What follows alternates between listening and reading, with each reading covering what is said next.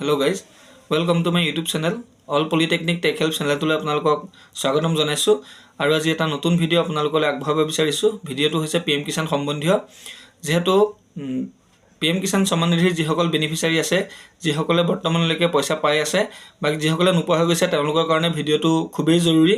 গতিকে আপোনালোকে ভিডিওটো খুব স্কিপ নকৰাকৈ চাই যাব আৰু কৰিবলগীয়া কামখিনি সম্পূৰ্ণৰূপে কৰিব লাগিব। যেহেতু PM কিষাণ সন্মান নিধিৰ মোদী চৰকাৰৰ এটা বৃহৎ ঘোষণা হৈছে যে 2024 চনৰ জানুৱাৰী মাহত যেটো PM কিষাণৰ 16 নম্বৰ কিস্তি জাৰি কৰিব, সেই কিস্তিটোত প্ৰতিজন কৃষকৰ একাউণ্টত প্ৰতিজন বেনিফিচিয়াৰীৰ একাউণ্টত 6000 টকাকৈ তেওঁলোকে দিয়াৰ সিদ্ধান্ত কৰিছে। গতিকে যেটো কিস্তি আগতে এটা বছৰত 6000 টকা পায়, গতিকে এতিয়া বৰ্তমান PM কিষাণ সন্মান নিধিৰ এটা কিস্তিত 6000 টকা দিয়াৰ সিদ্ধান্ত কৰিছে 2024 চনৰ জানুৱাৰী মাহত।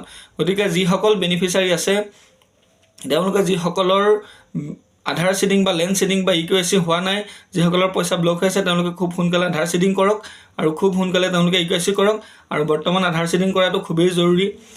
আৰু এতিয়া আধাৰ সিডিংটো বহুত টান হৈ গৈছে, যেহেতু তেওঁলোকে ওচৰৰ CSC কেন্দ্ৰত গৈ পেলাই আধাৰ সিডিং কৰিব পাৰিব।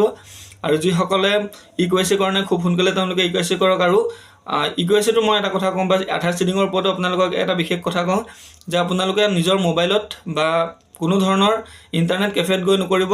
আপোনালোকৰ ৰেপুটেড যেটো ওচৰৰ CSC চেণ্টাৰ আছে, অৰুণোদয় কেন্দ্ৰ আছে, সেই অৰুণোদয় কেন্দ্ৰত গৈ আপোনালোকে আধাৰ সিডিং কৰক আৰু ইকুএসি কৰক। যেহেতু আজিকালি আধাৰ সিডিং কৰোঁতে আৰু ইকুএসি কৰোঁতে CSC কেন্দ্ৰৰ পৰা চৰকাৰলৈ এটা টেক্স কটা হয় আৰু সেই টেক্সটোৰ ওপৰত ভিত্তি কৰি আপোনাৰ ৰিচিপ্ট লোৱা হয়। গতিকে আপোনালোকে সেইটো ভুল নকৰিব। ওচৰৰ CSC কেন্দ্ৰত গৈ আপোনালোকে আধাৰ সিডিং আৰু ইকুএসি কৰক।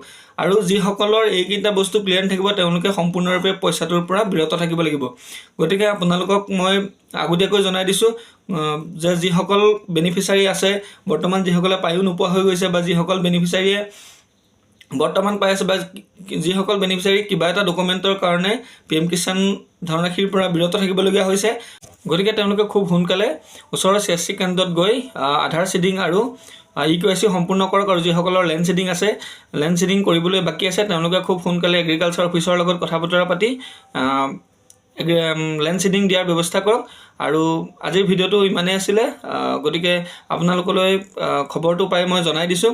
গতিকে যদি ভিডিওটো ভাল লাগিলে তেতিয়া ভিডিওটো লাইক কৰিব, শ্বেয়াৰ কৰিব আৰু ছাবস্ক্ৰাইব কৰিব, কাষত থকা বেল আইকনটো দবাই দিব। আৰু যিসকলে কৰিব নোৱাৰিব তেওঁলোকে মোক কমেণ্ট বক্সত কমেণ্ট কৰি জনাব, মই পাৰ্যমানে তেওঁলোকক সহায় কৰিম।